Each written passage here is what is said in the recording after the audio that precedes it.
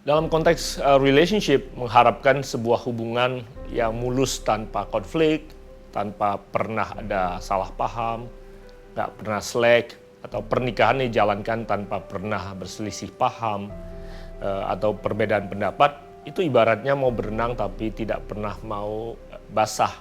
Sesuatu yang menurut saya mustahil.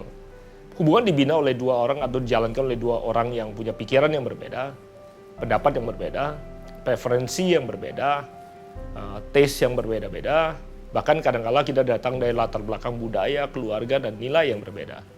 Itu sebabnya konflik, selisih paham, perbedaan pendapat adalah sesuatu yang tidak terelakkan di dalam sebuah hubungan. Dan bukan sesuatu yang juga perlu dihindari, karena menurut saya itu adalah sesuatu yang akan memperkaya sebuah hubungan. Di dalam Injil ada ayat yang dituliskan di dalam Amsal, pasal 27 ayat 17, berbunyi bahwa besi menajamkan besi, manusia menajamkan sesamanya. Justru gesekan akan mempertajam diri kita sebenarnya. Itu sebabnya menurut saya orang yang ingin memperbaiki dirinya menjadi pribadi yang lebih baik adalah orang yang harus bertahan dalam hubungan. Karena manusia tidak diciptakan untuk hidup sendiri. Kita tidak akan pernah menjadi pribadi yang lebih baik kalau kita hanya sendiri saja.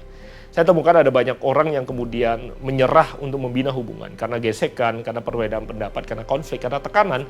Mereka kemudian memilih untuk mengasingkan diri dan hidup sendirian. Dan bagi saya itu bukan pilihan yang baik. Karena Tuhan tidak pernah ciptakan kita untuk menjadi sendiri. Kita belajar mengasihi karena orang lain. Kita belajar untuk menerima dikasihi karena orang lain. Itu sebabnya saya ingin memberikan saran pada saudara. Kalau saudara menghadapi konflik seperti itu, yang pertama, bertahanlah di dalam konflik. Terimalah bahwa itu adalah bagian daripada gesekan yang saudara perlu jalani untuk saudara menjadi pribadi yang lebih baik. Walaupun gesekan dapat dilihat sebagai sesuatu yang dapat memperbaiki diri kita menjadi pribadi yang lebih baik, namun bukan berarti itu tidak perlu dikelola dengan baik. Gesekan yang berlebihan dapat mencederai kehidupan seseorang. Tidak jarang saya temukan ada orang-orang yang kemudian menjadi pahit, menjadi traumatis terhadap hubungan dan kehidupan, dan mereka menarik diri untuk tidak lagi berhubungan dengan orang lain. Itu sebabnya dibutuhkan pengertian. Pengertiannya lah yang membuat seseorang menjadi dewasa. Kedewasaan tidak datang karena usia. Ada banyak orang yang usianya sudah banyak sekali, namun tidak mudah mau mengerti orang lain, atau bahkan tidak mau mengerti apapun yang terjadi dalam kehidupannya. Seperti anak kecil yang umurnya banyak. Kedewasaan tidak datang juga karena posisi. Kedewasaan tidak datang karena pendidikan. Kedewasaan tidak datang karena kekayaan.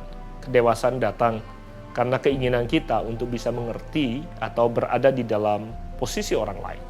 Dunia psikologi memberitahukan bahwa seorang anak kecil kalau diajarkan sejak usia dini bisa berada di posisi orang lain. Istilahnya memakai sepatu orang lain. Semakin cepat dia belajar untuk berada di posisi orang lain, semakin cepat dia menjadi dewasa.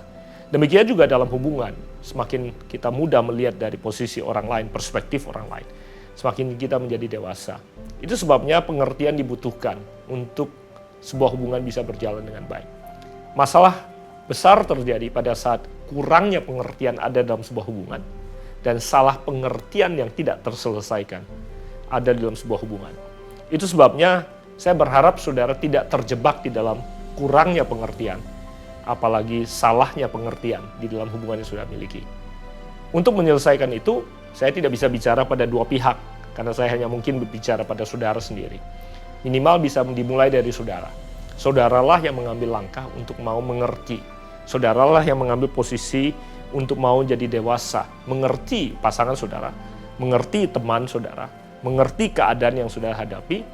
Pada saat saudara mengambil keputusan untuk mau mengerti, saudara menabur sesuatu yang baik.